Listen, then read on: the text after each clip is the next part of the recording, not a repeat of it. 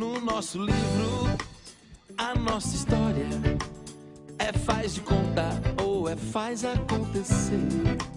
No nosso livro, a nossa história é faz de conta ou é faz acontecer. No nosso livro, a nossa história é faz de conta ou é faz acontecer. No nosso livro, a nossa história é faz de conta ou é faz acontecer.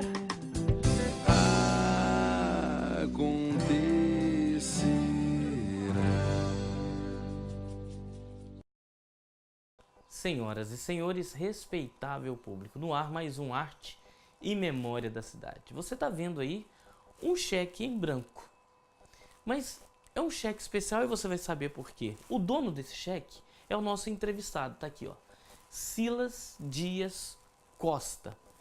Simpatia, inteligência, atitude são palavras que refletem e que representam muito bem a vida e a ação deste nosso entrevistado no Arte e Memória da Cidade dessa edição. Então vem comigo e vamos conhecer, para muita gente que não conhece, e vamos relembrar para muita, mas muita gente que conhece a história deste que é uma das figuras mais importantes do cooperativismo em Governador Valadares, Silas Dias Costa. Seu Silas Dias Costa, eu já conversei com muita gente aqui no Arte e Memória da Cidade, e muitas pessoas, e quase todas elas, dão conta de que a história de Governador Valadares passa por ciclos econômicos, né? E esses ciclos econômicos é quem são a grande mola mestra de como é que a cidade vai se comportar. E você participou muito ativamente de alguns ciclos econômicos de Governador Valadares, quer dizer, do ciclo econômico de Governador Valadares. Eu queria primeiro que você se apresentasse, não é? Para o nosso público. Alguma parte do nosso público ainda não te conhece, mas é muito beneficiado por ele. Você nasceu em Golconda? Eu nasci aqui, próximo daqui, a 5 quilômetros aqui em Golconda. Eu não gosto muito de falar de mim, mas se não tem outra maneira, vamos lá. Vamos começar. Eu nasci aqui a 5 quilômetros, ainda na mata, 1933, antes de Valadares ser emancipado. Meu pai também nasceu por aqui. Então, até 1941, nós moramos por aqui. Nós estudávamos aqui numa escola familiar, mas o meu pai tinha uma preocupação muito grande, tanto ele quanto minha mãe, com uma preocupação muito grande com os filhos, com o maior sacrifício nos levou para estudar em Valadares. Naquela época, o Valadares só tinha o Nelson de Sena. Nelson de Sena. Hoje ali na rua Barão do Rio Branco. Posteriormente que veio o ginásio Ibituruna dos irmãos Salles, do doutor Ladislau e do Venceslau, que posteriormente Ladislau veio ser um dos meus melhores amigos. Mas então fui para Valadares em 41, eu e meus irmãos estudar. E o meu pai, muito preocupado conosco, e com todos os aspectos, inclusive na questão de alimentação, onde é o Carapina hoje era uma fazenda. E era uma fazenda, você me contou? De uma família que tinha doença de Hansen, não é tempo de falar leproso. Era uma colônia de... Não era uma colônia, era uma fazenda e eles exploravam o ramo de laticínio, de produção de leite. E meu pai conseguiu com eles a colocação de uma vaca lá. Eu, com 11, 12 anos, todas as madrugadas, entre as 4 e as 7 horas, eu estava por ali, tirando leite e levava o leite para casa e 7 horas estava no... Mas isso com quantos anos? Eu tinha 11 anos. 11 anos, já no batente? Já. Naquela época não era proibido trabalhar. Hoje que, infelizmente, com esse conselho tutelar, que é o meu modo de ver, está acabando com a família, porque está tentando substituir a família, e eu, no modo de viver, está prejudicando, porque os pais não só corrigiam os filhos, mas como também ensinavam a trabalhar e ser gente. Eu, por exemplo, apanhei várias vezes meu pai, e, no entanto, eu tenho adoração pelo meu pai e admiração. Nunca apanhei por injustamente. Sem necessidade ou injustamente? Nunca apanhei por necessidade pura. Mas o certo é que nós fomos para Valadares estudar, e fomos para o Nelson de Sena, posteriormente para o ginásio Ibituruna, No ginásio Vitorino, naquele tempo, não existia o científico, só o curso comércio. Então eu terminei o ginásio e fui fazer o curso comércio quando eu já estava inscrito na aeronáutica e eu pretendia fazer aeronáutica. Nós muito pobres, família muito pobre, só nunca passamos necessidade no que diz respeito à alimentação, sempre com muita fartura. Mas então, naquela época, em 51, o papai descobriu uma lavra de mica. E eu deixei os estudos e fui tirar mica. E de lá para cá eu fui... Aí bamburrou.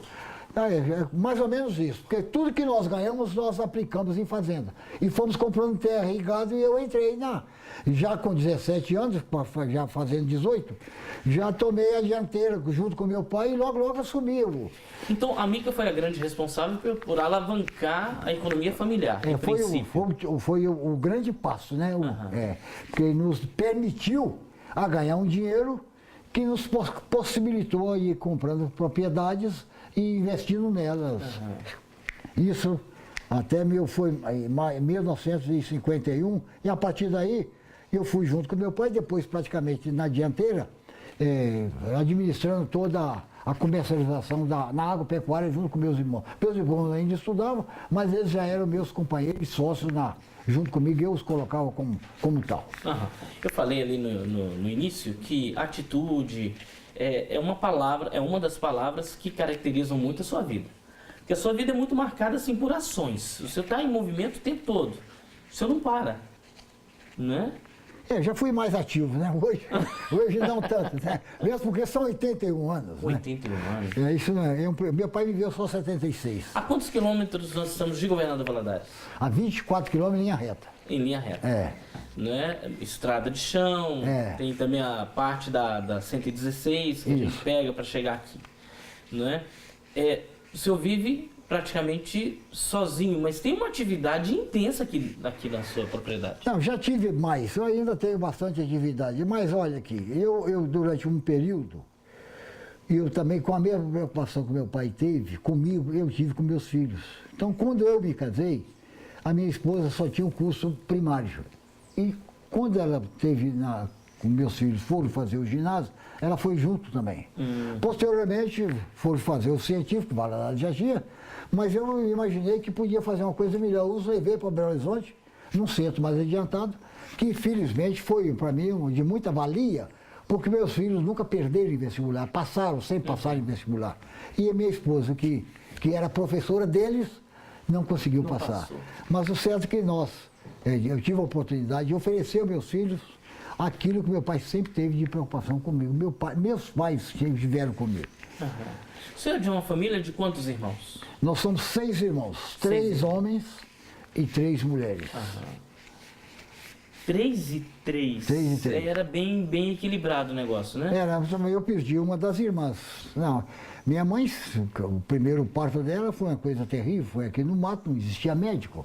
Então ela sofreu por um período muito longo. E num dos partos ela perdeu um dos meus irmãos, das minhas irmãs. Eu perdi uma irmã no dia que nasceu, com 3 dias de nascido. Vamos lá. Governador Valadares, que lembrança o senhor tem dessa transição? O senhor estava com quantos anos mais ou menos, quando o senhor se dá conta de que, bom, eu sou alguém que estou aqui e preciso contribuir para o crescimento desse negócio?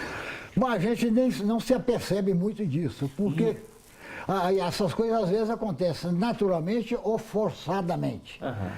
Eu sempre participei desses movimentos classistas de cooperativa e sempre expunha as minhas opiniões. E razão pela qual eles começaram a me assediar para participar com aqueles que viessem a dirigir as instituições. Assim foi que o Delcio Nascimento Gomes, que era presidente da Cooperativa de Educação Rural, me levou para ser diretor comercial. Ganhamos no voto. Derrotamos um grupo que já estava antigo lá e nós o derrotamos no voto. Posteriormente, o derrotado se tornou um amigo meu, felizmente. E fizemos a Cooperativa de Educação Rural, quem sabe o primeiro passo para que eu fosse para a cooperativa de leite. Porque... E a gente vai falar do cooperativo de leite depois. Pois Você tem que me contar o seguinte: de 17 para 18 anos, o senhor praticamente, junto com seu pai, assume os negócios da família. Isso. Não é? Isso. E é a partir daí também que o senhor começa a participar mais efetivamente das situações sociais. Não, isso foi um pouco depois, porque até então a preocupação era só ganhar dinheiro e comprar terra. Então eu me casei em 1954, a partir de 55, 56, que eu já tinha 2 anos de casado, que eu comecei a participar das atividades políticas de Valadares. E toda a vida eu me relacionei com todos os que passaram na administração de Valadares. Conheci desde o Paleta até a Elisa hoje. Então eu tenho aqui a relação a relação de todos os prefeitos de Valadares. E muito por isso aqui, quem me deu foi o Chico Teixeira, que você deve conhecer. Chico Teixeira é um historiador, né? Pois é, e ele sabe que eu gosto e devo a ele essa gentileza de ter me oferecido. Aqui você tem a relação de todos os prefeitos de Valadares, convivi com todos eles. E eu vou roubar essa lista do senhor para a gente falar no quarto bloco. Pois não. Me conta uma coisa, o senhor casou no ano de 50 e... 54, por 20 anos. Quantos filhos teve? Eu tive 5, mas perdemos um. Tem um filho que é um fato inusitado. Não sei se vale a pena contar aqui, mas eu vou de passagem eu vou contar. A minha avó, mãe de meu pai, era vidente, evangélica, verdadeiramente cristã. E ela era vidente. Então, quando a minha mulher estava grávida de 4 meses, do terceiro filho que nós íamos ter, eu fui visitá-la, eu e minha esposa fomos a cavalo visitar a minha avó. E ela, tão logo ela viu a minha esposa, ela falou: você está buchuda e você vai ter um filho mentiroso. Eu falei: como assim? Vai nascer no dia 1º de abril. E não escapa, e não deu outra.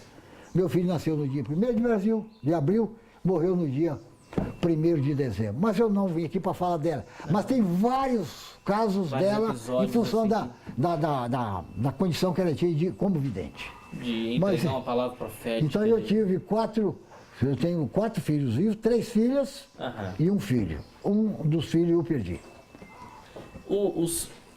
Como que é o nome dos filhos? Bom, a mais velha chama Gina Magali Costa. Ela é formada em psicologia, mas não exerce a profissão. Ela hoje mora em Belo Horizonte, sempre morou em Belo Horizonte. Casado com um professor universitário que tem doutorado, fez na Inglaterra, tem pós-doutorado, fez nos Estados Unidos. E minha filha, hoje ela leciona inglês. Ela se dá o luxo de lecionar na casa dos alunos dela. Ela cobra por visita. Essa é a mais velha. O segundo é o Silas Júnior, que é o diretor da Crédito Rio Doce. O Silas nasceu em 57. Depois veio o que morreu, o Romero Carlos, que nasceu no dia 1º de abril, morreu no dia 1º de dezembro. Depois veio a Carla André, que nasceu em 63. Essa mora em Londres. E a Graziella, que é uma extemporânea, que veio depois de 13 anos. Essa mora hoje em Niterói. Meus filhos todos têm curso superior. A Graziella tem 2 cursos. Ela fez nutrição e fez administração. Agora está trabalhando como administradora em Niterói. Deve ser para os pais, uma satisfação enorme olhar para o encaminhamento dos filhos, como aconteceu com o senhor, né? Não, nem só. É motivo de orgulho, se é que a gente pode usar essa palavra. Mas isso não caiu do céu. Eu e a ex-mulher, investimos neles. Eu fiz questão de dar sempre as melhores escolas para meus filhos. Meus filhos estudaram nas faculdades e nas universidades que quiseram. 3 formaram em Viçosa e outra na PUC, em Belo Horizonte. Então nós sempre tivemos a preocupação de investir neles, dando condição para que estudassem, que fossem de melhores escolas. Se te dessem uma mansão em Governador Valadares, no centro, falar, você troca tudo que você tem lá para morar aqui no centro, você trocaria? Não, mesmo porque muita gente fica preocupada do fato de eu morar aqui. Eu tenho uma namorada hoje, que inclusive está passeando nos Estados Unidos. Por incrível que pareça, é um snobismo, uma esnobação. Ela foi, juntamente com a filha, comprar o enxoval do neto que vai nascer. Eu achei uma barbaridade. Então ela veio aqui no final de semana. E ela é fazendeira também e formada em arquitetura. Eu estou fazendo essa pergunta pelo seguinte, porque quem mora num lugar bonito, gostoso como esse, não troca isso aqui por nada. Não, exatamente. Mesmo porque eu sou aqui por vocação. A minha paixão era aeronáutica. Até hoje sou vidrado com aviação. Mas isso pertence ao passado. Então eu sempre falo, eu vou dar os ossos aqui. Meu pai morreu de infarto aos 76 anos. Minha mãe morreu com aneurisma cerebral. Eu não escapo de uma dessa. Não, vai escapar. Mas olha, e peço até a Deus que isso aconteça comigo. Porque eu quero morrer aqui. Eu quero morrer aqui. Olha a oração do sujeito. E eu peço isso para Deus, eu peço isso para ele. E gostaria que morresse o ano que vem. Ano que vem? É, exatamente. Olha aqui, eu já vivi essa cidade, toda uma condição de produtor rural, de dirigente classista, de cooperativista, mas chegou a hora que a minha preocupação maior é a eternidade.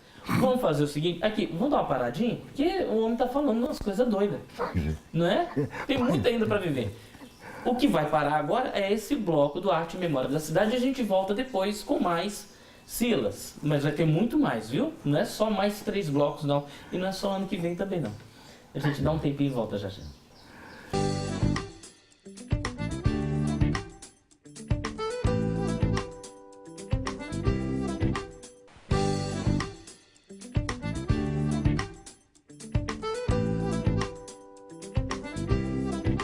De volta com o nosso Arte e Memória da Cidade e hoje com Silas Dias Costa. Aqui, aquele clima de... passou.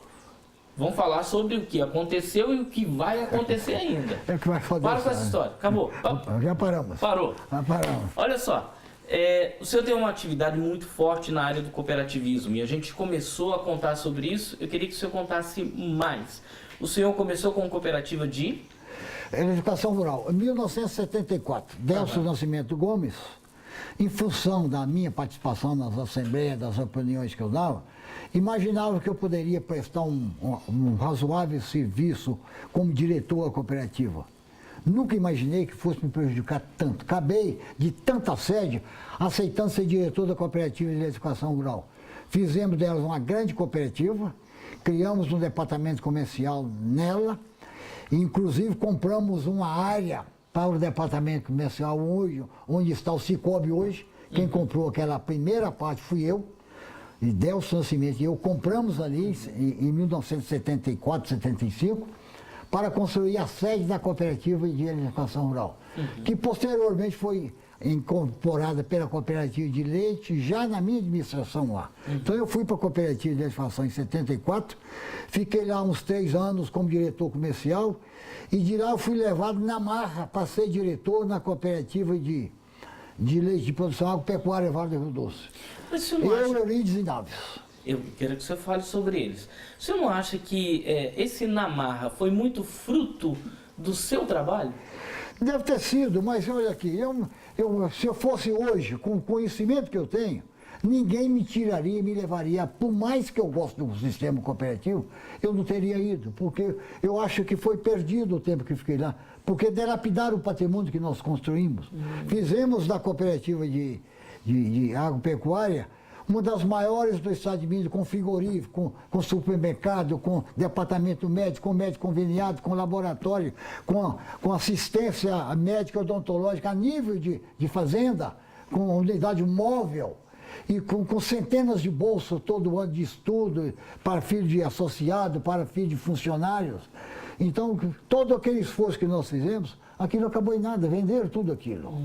Então, eu me sinto hoje, de certa forma, muito decepcionado com o caminho que teve. Que tomaram e os que estão lá hoje se arvoram ser bons diretores. Então, eu não quero questioná-los, mas, ao meu ver, eu acho que a cooperativa hoje é um arremedo do que ela foi. Ela apenas ficou só na lembrança cooperativa que nós tínhamos. Haja vista que nós hoje não temos nem fabricação de nada. A cooperativa apenas tem um escritório e ela virou um fomento de administração da situação. Apenas um intermediário. Ficou como se fosse um intermediário. Na área de produção. Então você já passou por cooperativa de leite. Primeiro de edificação rural. Eletrificação rural. De leite e fui também diretor da União Ruralista Rio Doce. União Ruralista Rio Doce, que administra a exposição. Como foi sua experiência na cooperativa de leite? Cooperativa de leite nós recebemos da cooperativa em 77. Eu era Eurides, Naves e eu. Eurides era o presidente e eu o diretor comercial, nosso financeiro. Eurides foi uma figura extraordinária. Devo demais a Eurides, porque eu fui apanhado aqui, praticamente a laço, um ignorante, grosseiro. E Eurides muito polido, muito educado, e ele investia na gente. Então Eurides foi me moldando e me mostrando a maneira de melhor atender as pessoas, pensar um pouco as palavras. Então, o Euridice foi fundamental nas minhas realizações na cooperativa, e mesmo porque ele sempre esteve do meu lado e sempre aceitou as minhas sugestões. Então, ele foi diretor-presidente por 3 anos, a partir daí eu fui o diretor-presidente, e nós estivemos juntos esse período lá. Então, nós recebemos uma cooperativa que vendia leite nas carrocinhas, o leite era dosado na vista das pessoas, e movimentamos, nós modernizamos aquilo. Compramos carros isotérmicos e passamos a embalar o leite e já direto nas caixinhas e já entregando o leite já refrigerado, e passamos para industrializar o produto. E a cooperativa foi crescendo, e ao ponto de nós éramos filiados à CCPL, entendemos que deveríamos desfiliar, porque nós estávamos perdendo tempo, separamos da CCPL, criamos toda uma estrutura de industrialização, industrializava todo o nosso leite, e nós produzíamos todos os produtos, empacotava o leite, doce de leite, manteiga, queijos, várias marcas, várias espécies. O certo é que nós processávamos todo o produto. E criamos o departamento de comercialização junto com a cooperativa, criamos o supermercado, compramos uma fazenda com a preocupação de fazer a renovação do combustível, ou seja, energia renovável. Implantamos uma fazenda de eucalipto. Quando eu deixei a cooperativa em 87, nós já tínhamos o consumo de toda a nossas caldeiras, já consumia lenha produzida por nós. Por vocês, ou seja, já nós não consumíamos petróleo mais. Quanto tempo você ficou na cooperativa de leite? De 77 a 87. A 87. 10 anos. Então passou por um período de enchente terrível. 79. 1979. Como foi a experiência do ponto de vista do cooperado? Nós fizemos questão de dar toda a maior assistência que nós podíamos. Nós tínhamos 3 Scanias com 23 mil litros cada uma. Nós adaptamos a essas Scanias bombas hidráulicas, nós enchíamos essas Scanias de água no frigorífico, onde ainda há a estação de tratamento de água, e distribuímos água nos hospitais, nas creches e nas casas de muitas pessoas. Nós ficamos por conta da cidade distribuindo água. Além disso, nós tínhamos uma cozinha no frigorífico, chegamos a dar 2.000 alimentações por dia àqueles flagelados da enchente, sem nunca cobrar nada. Os atingidos pela enchente de 79. Os desabrigados e os desalojados. Os desabrigados e desalojados. Atendemos até quando passou a enchente. Então o trabalho da cooperativa de leite ia além de simplesmente manipular, beneficiar o leite. Muito além disso, porque segundo o estatuto, a cooperativa tinha que receber, industrializar e comercializar. Mas nós tínhamos o FATS, Fundo de Assistência Educacional e Social, que determinava que 10% dos lucros da cooperativa era para investir na educação, no esporte e no atendimento social. Mas nós passamos o FATS para 20%. Nós chegamos a ter temos várias pessoas formadas com recursos da cooperativa. Nós dávamos assistência médica a todos os nossos associados que estavam em dia com a cooperativa fornecendo, laboratório a custo zero, nem só o médico, nós tínhamos 40 e tantos médicos conveniados, com todos os laboratórios. O associado chegava na cooperativa e tinha necessidade de consulta, nós tínhamos um elemento específico para fazer essa triagem, ele era encaminhado para consulta, para os laboratórios e também na área educacional. Nós tínhamos várias pessoas fazendo curso superior, curso intermediário, sempre bancados pela cooperativa. Todo ano nós fazíamos isso. Eu sei que o senhor lê muito. O senhor é uma pessoa muito apaixonada por leitura. Principalmente história do Brasil. História do Brasil. Mas de onde veio a paixão pelo cooperativismo? De onde veio essa pujança toda? Porque quem te ouve falar percebe claramente que o senhor é apaixonado por isso.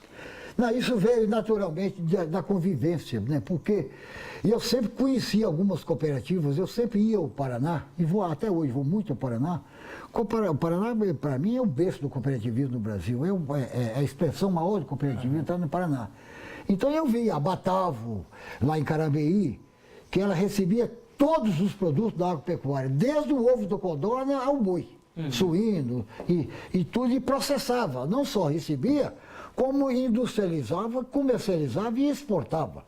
Então eu vi aquilo isso, e sempre procurei mostrar isso nas assembleias que eu participava, e as pessoas achavam que eu poderia ser utilizado para viabilizar de alguma maneira também o desenvolvimento da minha cooperativa. O seu conhecimento dessa situação te encaminhou? Motivou alguém a me forçar. Eu te confesso que eu tenho arrependimento de ter ido, porque eu interrompi a minha carreira comercial. Nós já estávamos com 500 alqueires de terra. E quando eu digo nós, eu e meus irmãos todos juntos, eu comprava para nós e nós todos. E desde que eu fui para a cooperativa, nunca mais comprei um palmo de terra. Era algo que te consumia. Fiquei 10 anos na cooperativa, nunca tirei um dia de férias. Nunca tirei um dia de férias. Nós trabalhávamos sábado e ainda dava assistência aos domingos. Eu cheguei ao ponto, eu estou a 24 quilômetros de Valadares. Cheguei ao ponto de ficar 60 dias sem poder vir na minha fazenda. Quando eu saí daqui, minha fazenda estava bem cuidada. Quando eu voltei, ela estava arrasada. E com isso prejudiquei os meus próprios irmãos, porque tivemos que separar a sociedade e nenhum de nós cresceu mais. Então, fiz da cooperativa uma grande empresa, fizemos dela, desculpe, eu não gosto de botar na primeira pessoa, fizemos dela uma grande empresa, mas que eu te pergunto, a troco de quê? O que ela representa hoje? Então eu lamento profundamente e fico vendo hoje. Então nós éramos 3 diretores, nós tínhamos um único veículo para nós 3. Nunca fui almoçar no carro da diretoria, nunca. Nós almoçávamos, nós usávamos o nosso carro. Quando tinha visita, nós usávamos o carro da diretoria. Então eu vejo hoje não tem essa preocupação, todo mundo quer prevalecer da melhor maneira possível. Nunca tive um centavo de fundo de garantia recolhido, nunca tirei um dia de férias. Então você imagina, isso é uma coisa completamente inusitada, principalmente para os dias de hoje. E fazer com prazer, né? Com prazer e com convicção de que estava fazendo aquilo que é correto. Era ideologia principalmente mesmo. Com o meu princípio diante de Deus. Maravilha. Pessoal, seguinte, mais uma paradinha no Arte e Memória da Cidade. E daqui a pouco a gente volta com muito mais Silas Dias Costa, com toda a sua história, com toda a sua força, com toda a sua herança, que nós herdamos aqui em Governador Valadares. É mais um tempinho, a gente volta já já.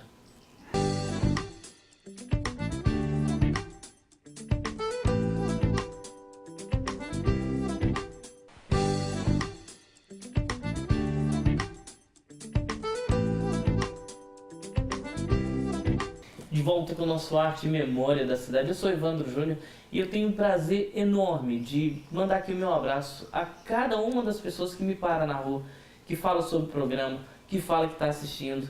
Olha, é um carinho imenso que eu gostaria de retribuir e eu quero retribuir isso aqui mencionando cada um de vocês. Muito obrigado pelo carinho, pela audiência e continue assistindo o nosso programa e toda a programação da Superi News. E hoje, como presente, a gente está com Silas. Silas, a gente estava falando sobre cooperativismo. E você falou sobre a cooperativa do leite, a cooperativa da eletrificação e a União Ruralista. Como é que foi para a gente terminar e entrar no outro assunto? A União Ruralista foi a última participação minha nas entidades de classe. E o pessoal lá sabe que eu não participo, não apoio mais minha assinatura em mais nada que diga respeito à classe. Então foi só porque eu fui ajudar o André Melo a ganhar eu ainda tinha alguns votos. E o André teve aqui com o pai dele e nós fizemos uma chapa para ganhar a eleição da União Ruralista. E fomos bem sucedidos. E o André é o nosso presidente. E compusemos a chapa. E o André deu uma administração espetacular à União Ruralista, modernizou aquilo. Todo produtor rural de bom senso e que tem senso de justiça, há de entender que do trabalho espetacular que o André fez, e posso dizer que nós ajudamos também a fazer, nem só nós participamos com recursos próprios, com ajuda, como também com a presença, com ideias e enfim, com aquilo que ele mais precisava, que é estamos junto com ele. O André foi e continua sendo diretor, hoje é secretário da Agricultura, foi sucedido temporariamente pelo doutor Reginaldo Vilela, mas o certo é que ele está toda semana aí e a União Ruralista vai muito bem. Nós temos uma preocupação, a neurologia tem a preocupação também de oferecer o melhor que ela pode para o produtor, o agropecuarista do Vale do Rio Doce. Além de ser um parque de exposição, um dos melhores do Brasil. E isso é um fato constatado por todo mundo que vem aqui. É, exato. Né? Agora nós estamos partindo para outra etapa. Vendeu-se um pedaço agora por um bom dinheiro. Com esse dinheiro já adquiriu uma outra área, com parte desse dinheiro, e a tendência é transformar a exposição, levar a exposição e para onde nós recentemente adquirimos, né? Fora da cidade, no anel rodoviário, longe da enchente, porque toda enchente que tem nos prejudica tremendamente. Sacrifica muito lá. Mas isso é tempo, vai gastar um pouco mais de tempo, mas com o pessoal que lá está e a competência daquele pessoal, isso não é problema nenhum, eu tenho certeza, isso é questão só de tempo. E nós de cá, na medida que for preciso, à distância nós estaremos para ajudar. E eu tenho certeza disso, absoluta. É. O hospital é uma das pinceladas, eu vou dizer assim, que a história tem que se dar conta da sua participação. E é uma coisa que eu gosto de falar. Eu fui levado para o hospital a convite do Dr. Rui. O hospital estava saqueado e falido. Então eu não entendia nada de administração hospitalar. E aí, como é que foi? Eu procurei as pessoas que tinham conhecimento, e tem a Fundação Dom Camilo e outras tantas que cuidam disso. E reuni a sociedade valadarense na reunião na associação comercial para sentir o pulso da coisa. E foi, se não a maior, mas uma das maiores reuniões, porque o recinto ficou tomado. E a sociedade valadarense veio toda em meu socorro, porque sabe do que representa o hospital para Valadares. E certamente pela credibilidade que eu imagino ter diante da sociedade. E o certo é que nós conseguimos tudo que nós queríamos lá. No hospital não tinha nada, não tinha sequer lençol. Os pacientes que lá estavam passando necessidade porque não tinha o que comer. Isso a gente está falando de que... Em 91, de na administração do Dr. Rui, 1991. O certo é que eu cheguei no hospital, meus amigos chegaram junto, e nós já demos um apanhado na cidade, já levando víveres alimentícios, e começamos por ali.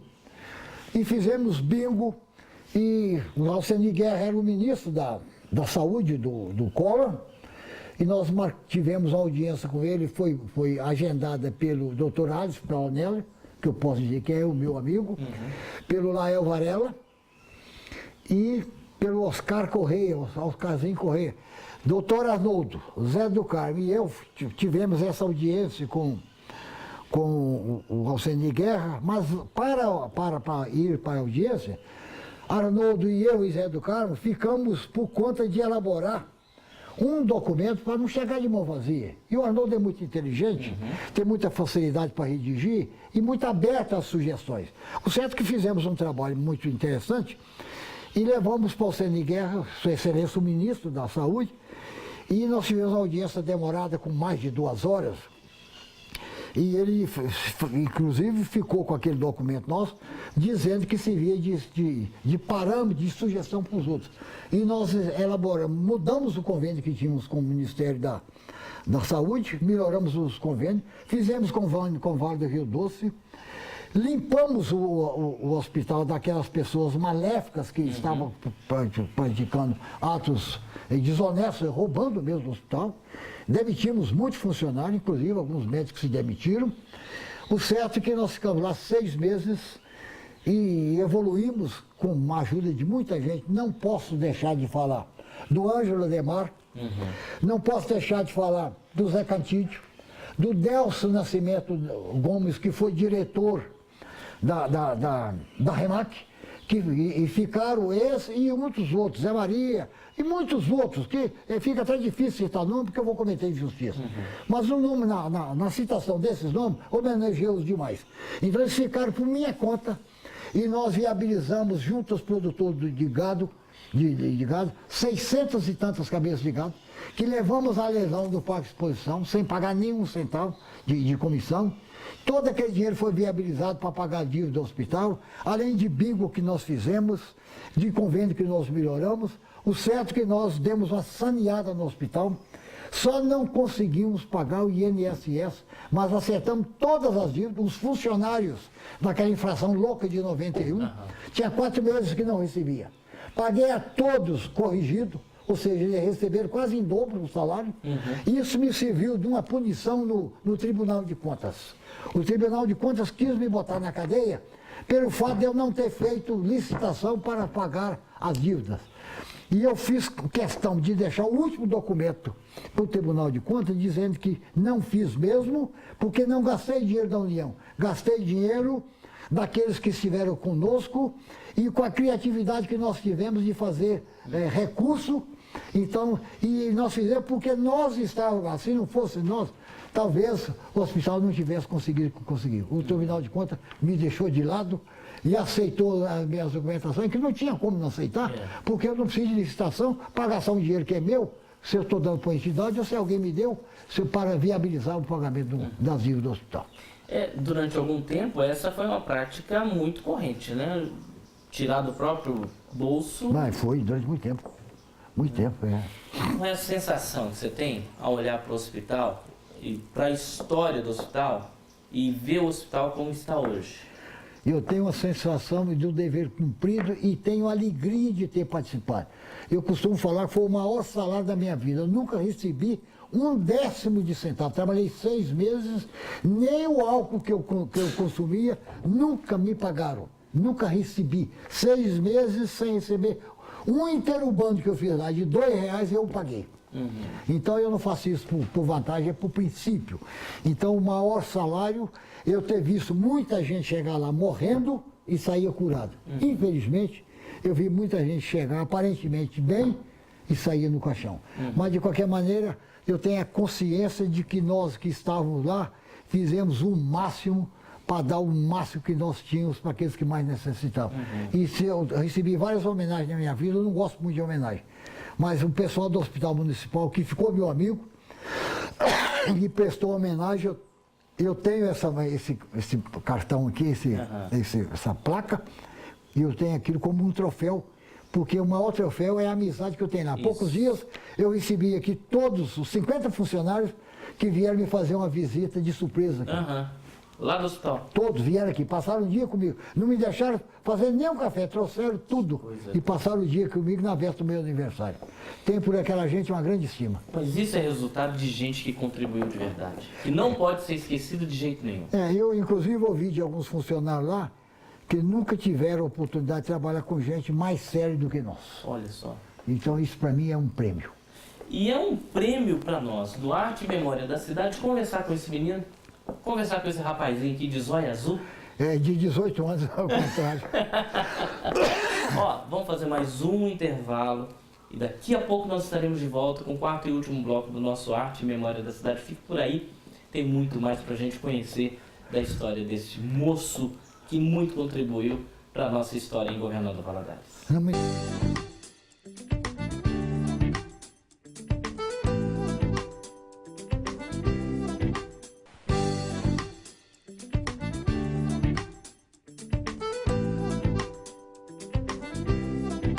De volta com o nosso Arte e Memória da Cidade. Esse é o 4º e último bloco com o doutor Silas.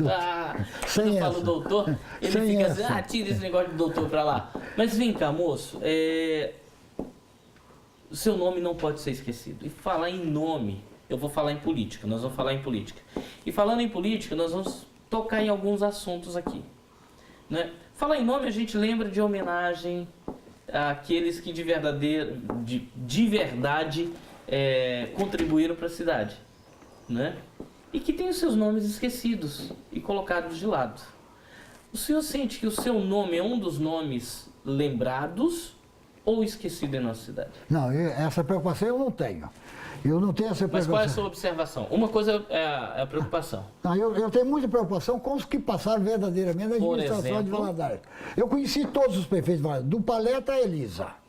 Mas convivi com uns na intimidade. O Hermílio foi meu amigo e ele sempre me dizia que eu era o assessor dele para assuntos de agropecuária.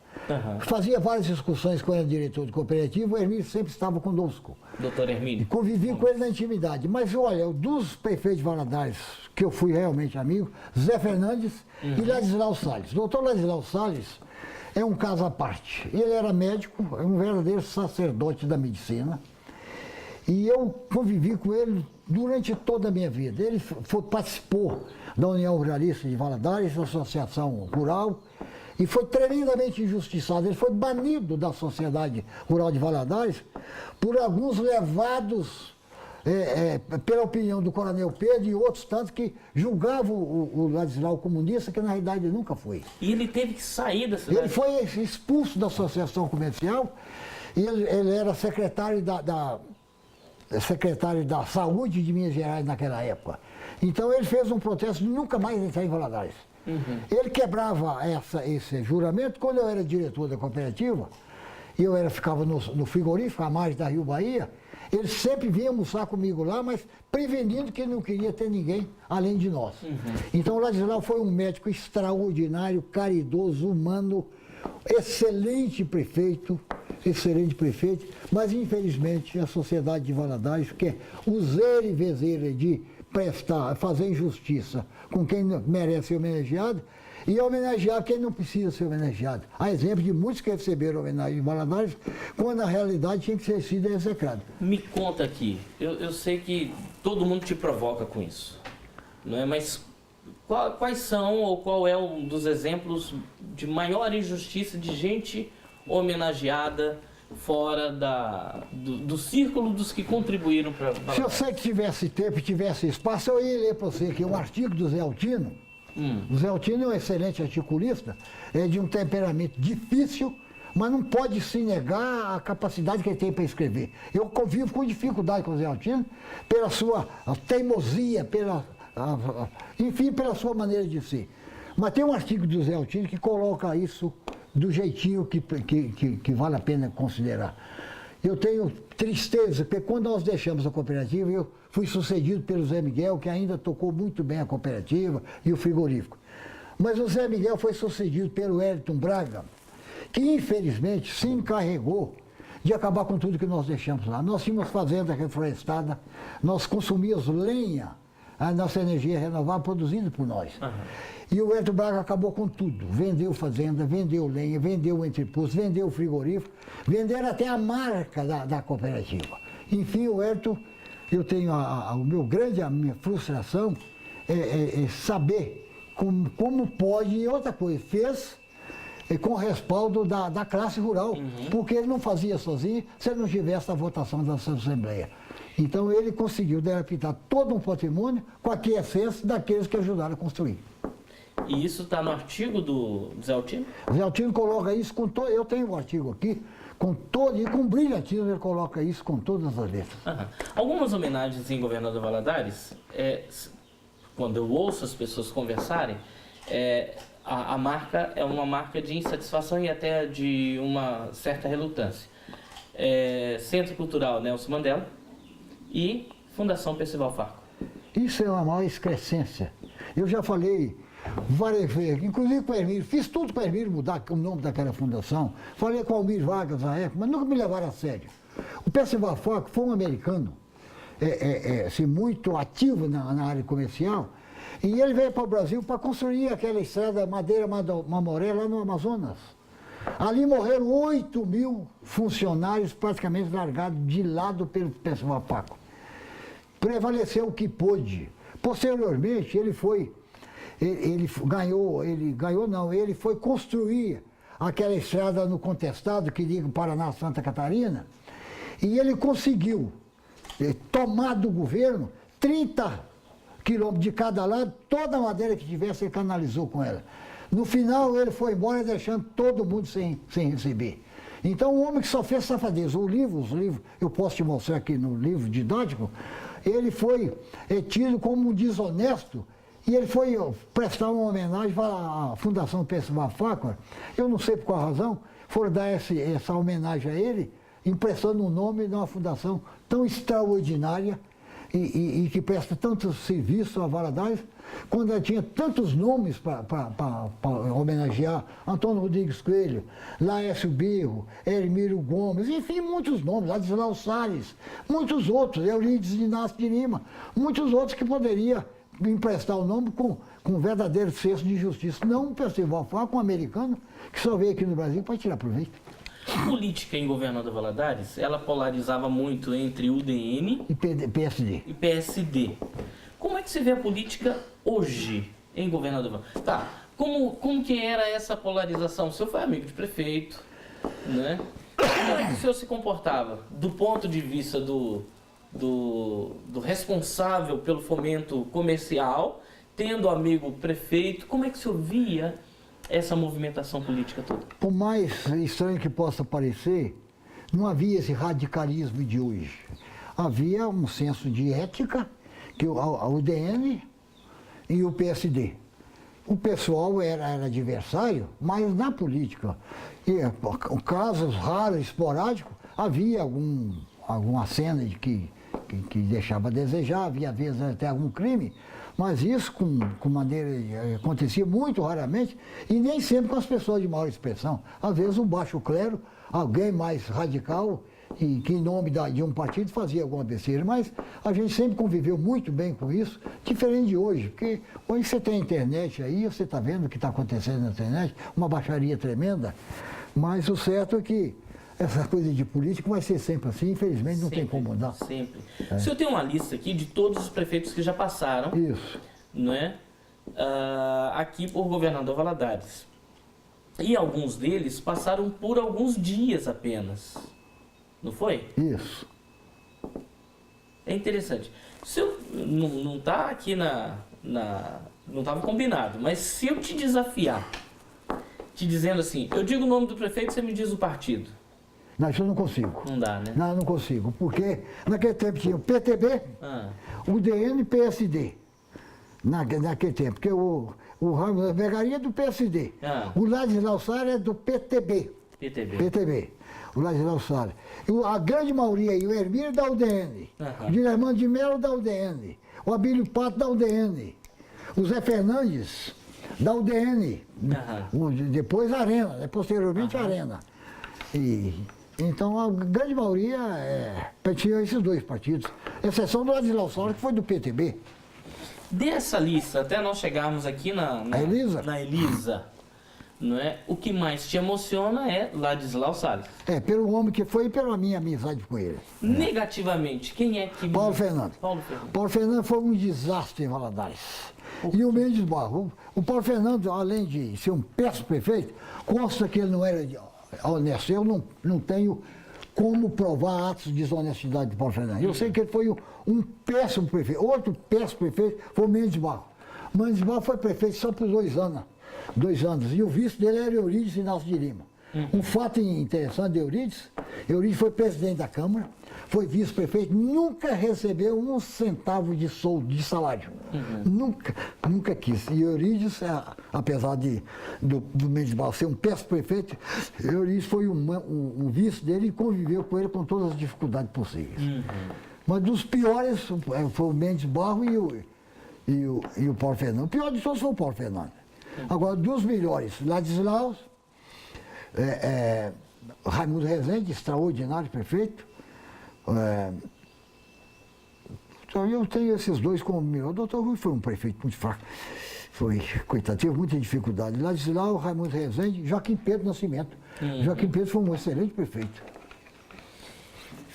O Brasil passou aí pela eleição de presidentes, né? E ganhou de novo a Dilma. Isso. Do PT. Conta o meu voto. Eu ia perguntar, mas já que o senhor falou. Qual é a sensação que o senhor tem, né, de que rumo deve tomar o Brasil nesse novo mandato? A sensação que eu tenho é uma, que eu quero é outra. A sensação que eu tenho é que ela vai meter o pé pelas mãos. Mas eu não sou dono da verdade e nem manjo muito de política. Torço para que eu esteja enganado.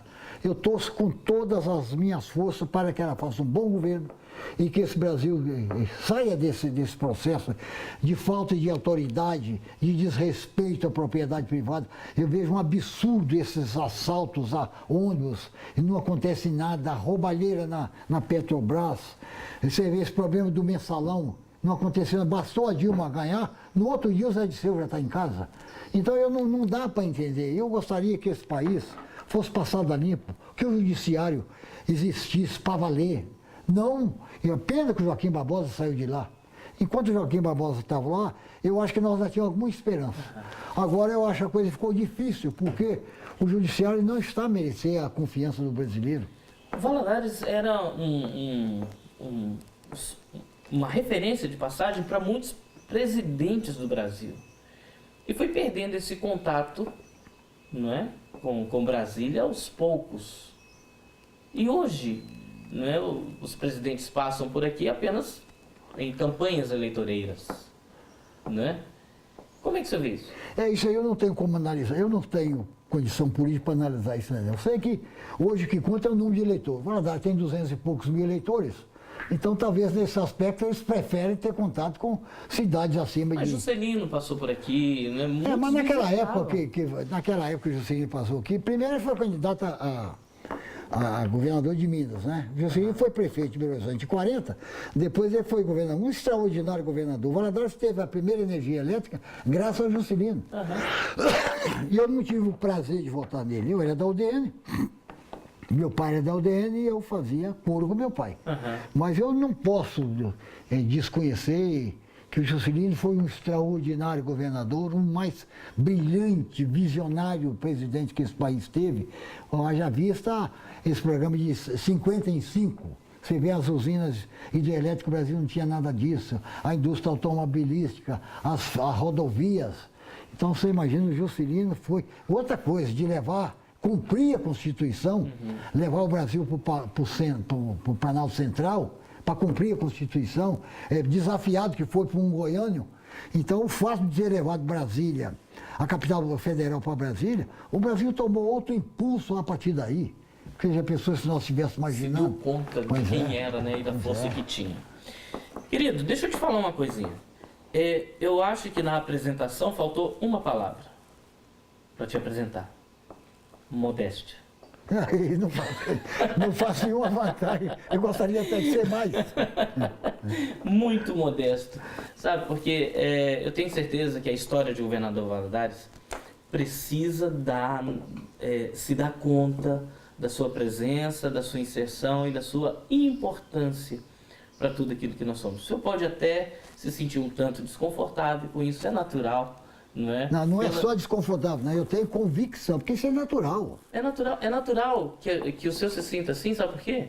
O senhor é uma pessoa honesta, é uma pessoa transparente, é uma pessoa que sabe o que fez e fez por propósitos de ajudar outra, solidariedade purinha. Por mais que eu fosse menos modesto, eu tinha que ter convicção que chega uma hora que não dá mais. Você sabe disso. As células nervosas não regeneram. Eu não tenho hoje o vocabulário que eu tinha. Às vezes eu preciso de uma palavra, um fato que eu sei de cor e salteado. Preciso, a palavra não vem. Então, e outra coisa, os reflexos ficam condicionados ao peso da idade. Então... Muitíssimo obrigado por essa entrevista, por esse tempo que a gente passou aqui. Eu tenho certeza que tem muito mais para contar por aí. Eu estou querendo marcar o seguinte, uma resenha com alguns que já passaram pelo Arte e Memória da Cidade, para a gente compartilhar essas histórias. A hora que você quiser. Pode ser aqui em casa. Nós marcamos uma moça aqui. Aqui o cardápio não varia. É o ano todo galinha no arroz ou frango ensopado. Aqui não passa, não tem outro cardápio. Mas, a não ser o outro mais modesto que isso daí. Mas pode ser aqui em casa a hora que você quiser. Só vou falar daquilo que eu sei. Mas eu não gostaria de encerrar essa entrevista sem deixar um abraço para todos aqueles que eu deixei de nominar. Eu sei que teve muita gente que me ajudou em tudo que eu fiz na vida. A todos eu quero homenagear na pessoa daqueles nomes que eu citei, porque não é possível lembrar de todos. Então ninguém se sinta desprestigiado, porque se alguma coisa eu fiz foi com a ajuda de muita gente. Com certeza. Querido, brigadão mesmo. Não é de quê? A você que ficou conosco até agora, nosso muito obrigado. E nós nos veremos, se Deus quiser, numa próxima edição. Fique com Deus. Tchau, tchau.